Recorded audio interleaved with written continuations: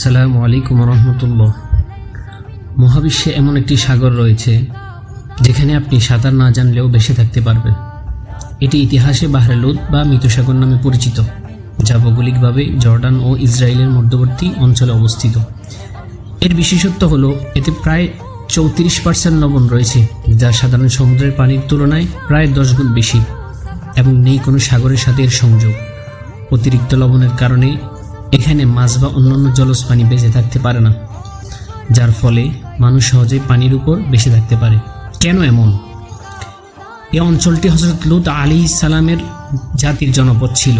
তারা এখানে বসবাস করতেন। তারা আল্লাহর নির্দেশ অমান্য করে জঘন্য পাপে লিপ্ত হয়েছিল তথা সমকামিতায়।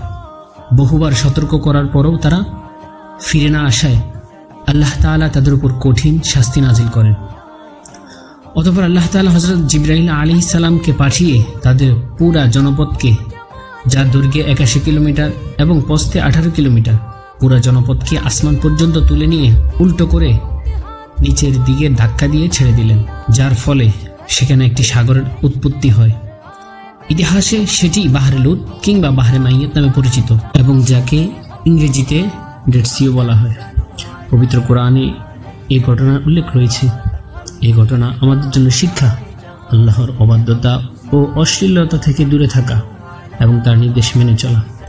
আল্লাহ তাআলা আমাদের সবাইকে সকল ফিতনা ও গুনাহ থেকে হেফাজত করুন, আমিন।